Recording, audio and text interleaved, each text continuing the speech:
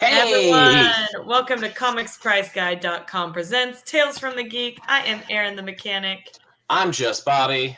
and we're here. And it is Thanksgiving week. Gobble, gobble, everybody. Yep, Oh, I absolutely. just Good to noticed see. we're doing Gobble, gobble, apparently, because I forgot the second E on my second gobble. So, You know what? If I had that goblin thing from last week with Gold Goblin, that would have worked out great. Unfortunately, I don't. But what were would you have been fun. doing? What are Would you have been doing? fun. Yeah. So, you want to change things up this week? Let's do some comics first, then You know head to what? some news. You know what? You can Put you toss on the me the deep spot. end. That's fine. It's cool. I got you. I Can got you this. perform on the spot, Bobby? Let's see. This is all I do. So sure. I love All it. right, everybody. Thank you. We've only got a couple of issues this week, nothing super crazy. But first up, we've got a Doctor Strange Fall Sunrise. This is a new story coming out from Trad Moore, who did the Silver Surfer Black series, where Doctor Strange finds himself in an distant world and on his own. He doesn't know why he's here, and he's surrounded by danger, so he must study his what's happening and figure out how to get home. Why am I But here and how do I get home? Exactly, but this is both written and illustrated by Trad. So he's full creation of an American comic is not the standard, and I really kind of enjoy it. It's really very interesting to see that happen. I love it. Yeah. Next up, we've got Star Wars Revelations. Now, normally I try to do number ones of series. I don't like doing one shots, everybody, but you know me. When it's important, I'll bring it up. This one is a big one. It is both Star Wars and it is the wrap up and reproduction, the next split of cycle for all the big Star Wars events that have happened recently. That's cool. The Bounty Hunters, War of the Bounty Hunters, Crimson Reign, and the current run, which is still ongoing, but Hidden Empire. What does all of these various things mean for the Rebellion? We know where they are going to be. We know where all of these characters will be at the beginning of Star Wars, right? Or, at the beginning of Return of the Jedi. But what has that meant so far? Kira is running Black Sun and is fighting Emperor Palpatine. The Bounty Hunters, what purpose will they have with the Rebellion? And, Dr. Aphra, she's been, hanging out with Darth Vader and then not hanging out with Darth Vader for a while. What's she going to be doing? This is the future of that time frame between Return of the Jedi and Force Awakens. Yeah. Force Awakens. So that's where this is all going to be. Very interesting to see where this is going to go.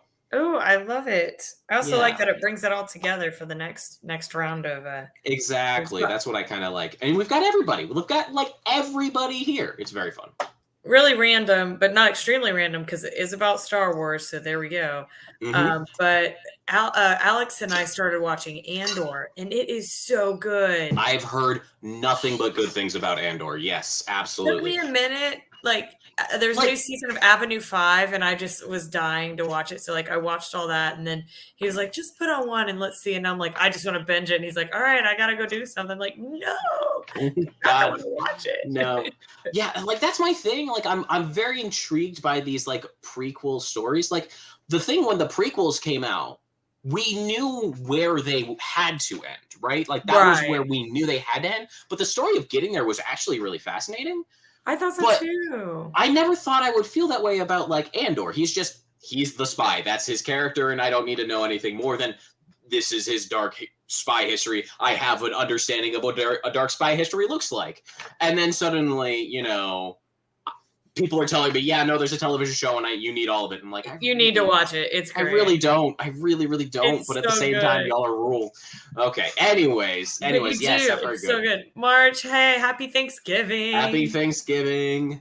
But yeah, it's so great. And I'm only 2 or 3 episodes in. I think 3 episodes in. Mm-hmm. Yeah. Next up, we have Star Wars Yoda, more continuations of Star Wars. This is going to be an anthology series telling 3 major tales of Yoda's history. You got to remember, this guy is old in Star Wars terms.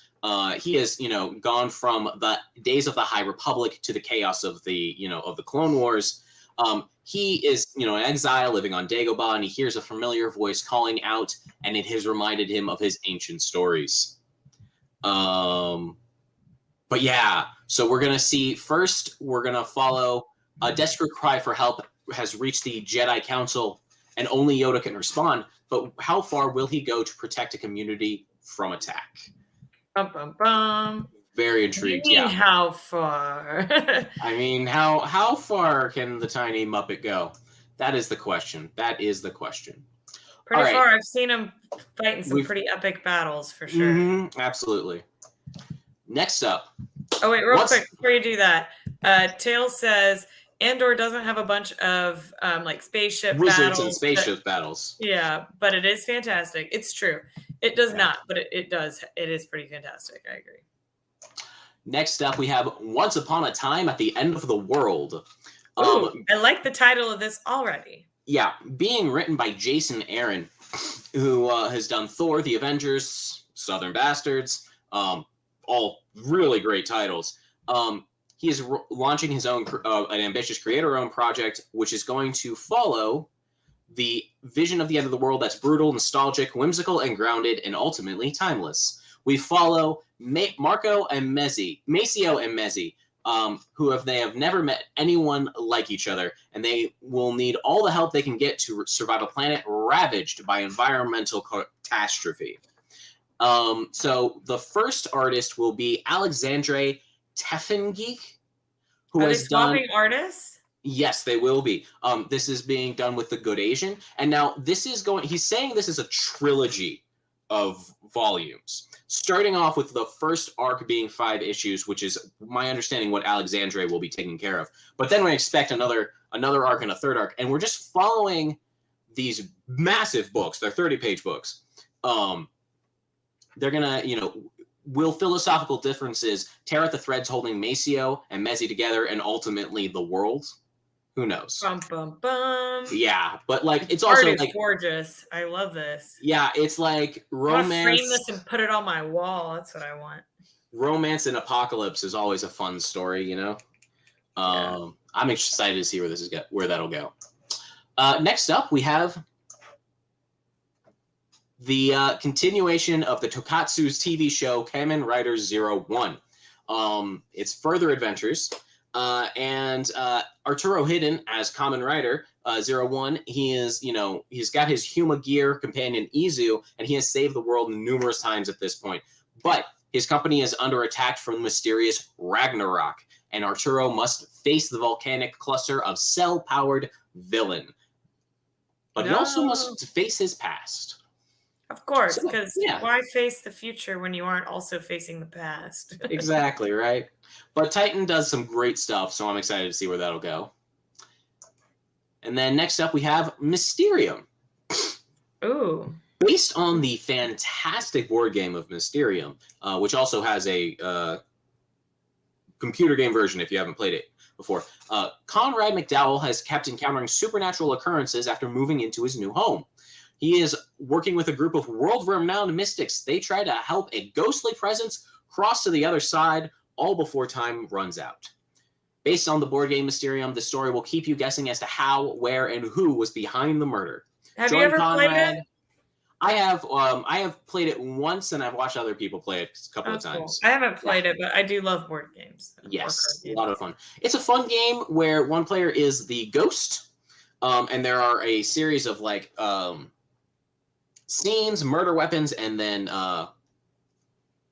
criminals. And the ghost can put picture cards down, a la Dixit style, to get the mystics to figure out who they are supposed to find out.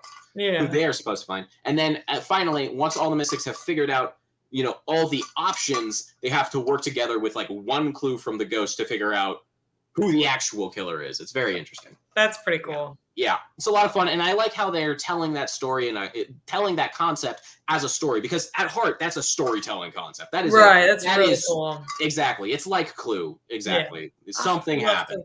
Exactly. And then finally, we have Fear of the Red Planet. Fear. So, Mars. 50 years from now, humanity's first Martian colony is no longer self-sustaining. Oh, wait, Under so the, it was self-sustaining at one time, so there's as that, there's good that. job. But under the thumb of corporate mining overlords, the surviving colonists slave away just to pay for resupply rockets from Earth, with little or no hope of returning home. Oh, so it's like One, basically like Earth, but then in Mars. yeah, but like, worse. Because you can't even try to pretend that you can grow your own food to That's protect true. yourself. That's true. Exactly. We got a monopoly.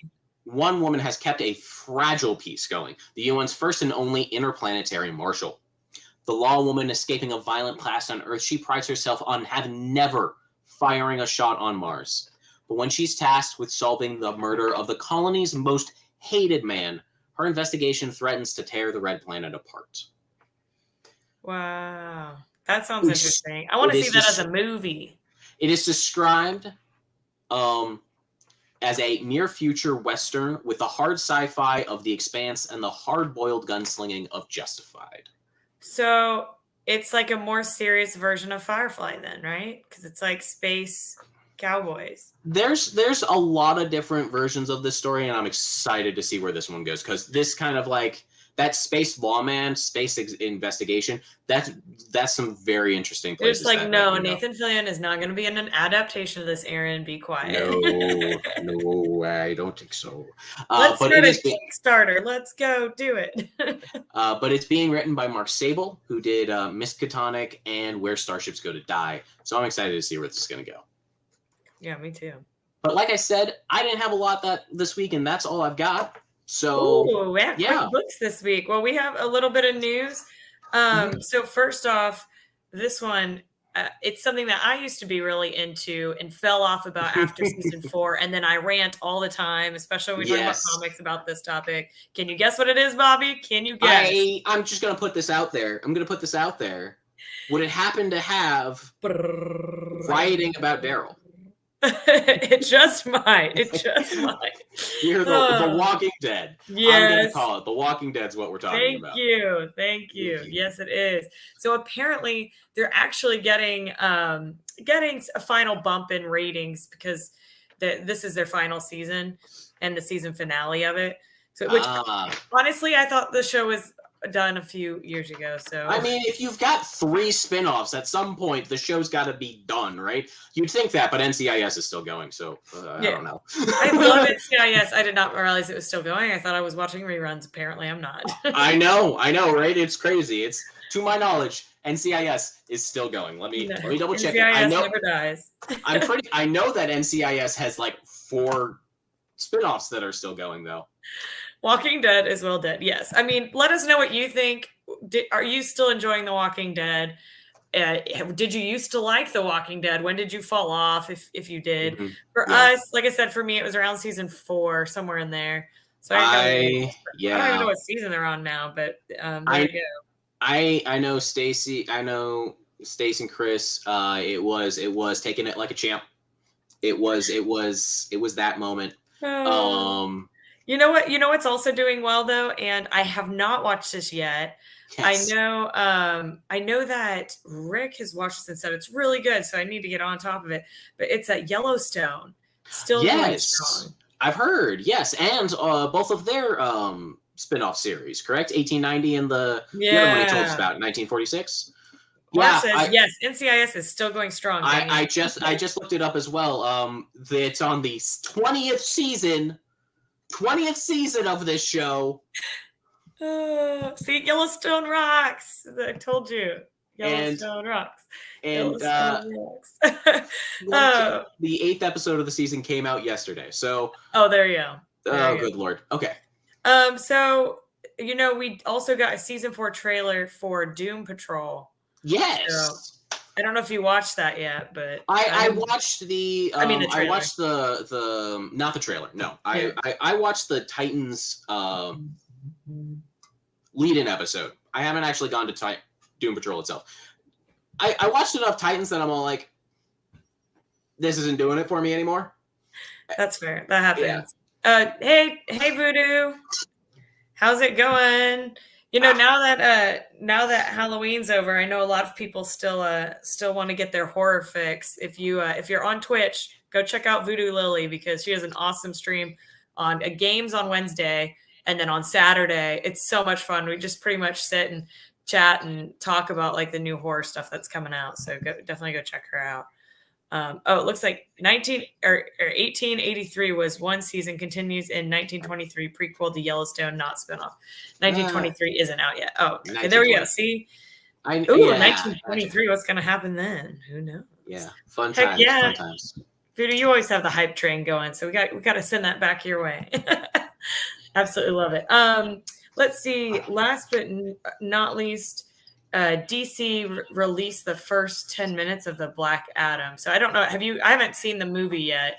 I know. My fam saw it. Yeah. I'm, you know me. I'm basically not watching anything. You're the last one to watch. I'm still like so far behind. I'm not. He still hasn't watched Spider-Man Homecoming. People are going to sit me down. That has actually been established. That's happening sometime over the holidays.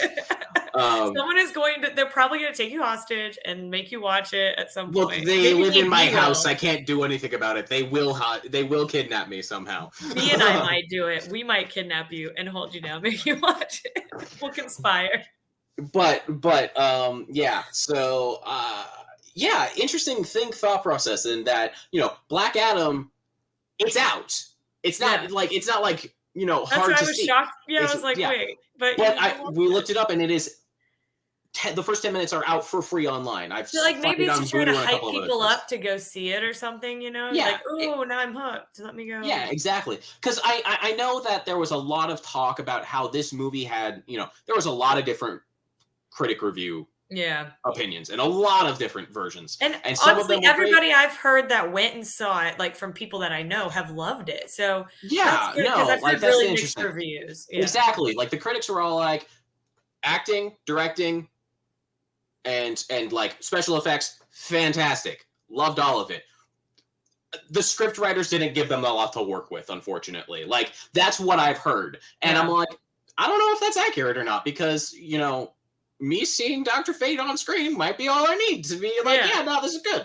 I don't know. I have to say. We'll see. So it's interesting. Yeah, definitely check it out. Yeah, we saw the new Black Panther movie. We did actually, and we took Xavier, and guess what? He did great. So good. Yeah.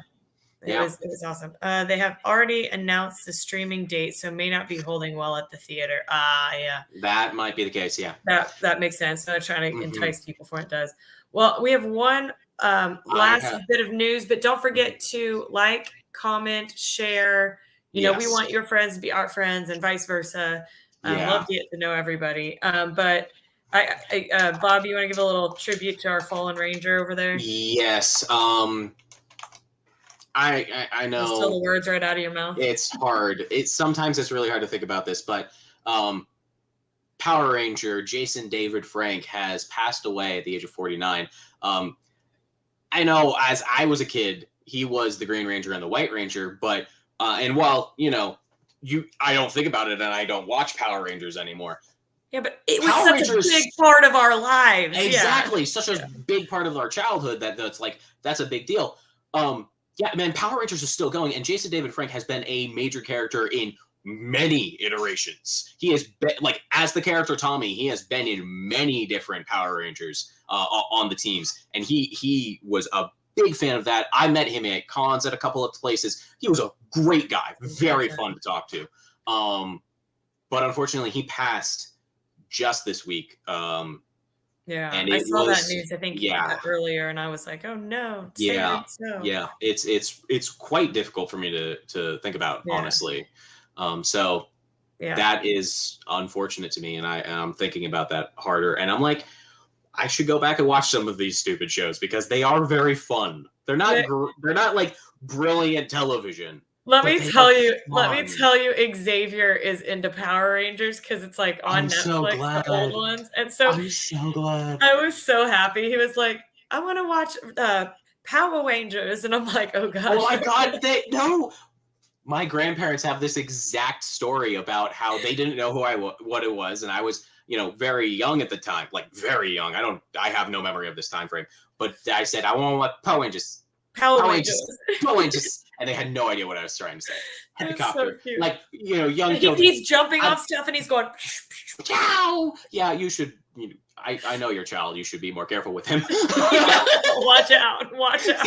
He will get in trouble doing that. It's the truth.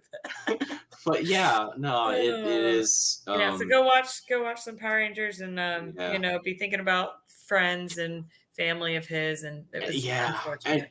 And hilariously, and in a weirdly poetic way, his final season of Power Rangers was the Power Rangers that had the power to pull past Power Rangers powers to themselves. They were able to pull from various older generations of Power Rangers. So, like, literally, he is doing himself over. Ridiculous. That's amazing. Yeah, amazing. Well, let us know if you were a Power Ranger fan. We're thinking about you, and we will be. Hope everybody travel safe. If you're traveling Thursday at all, make sure you drive safely, or fly safely, whatever you're doing travel wise. Yes. We're not going too far, but we'll be careful. We will be careful. I will have to keep play it a little by ear as to whether I'll be able to do the show next week, just because shenanigans might be happening. I'm not 100% certain. Fair enough. People will be moving around, so we'll keep you all posted. But we go live at 7:25 Central Time on Tuesdays, and we love to see y'all here. So thank you for joining. It's the highlight of our week, and we will see you guys next week. Peace. Adios.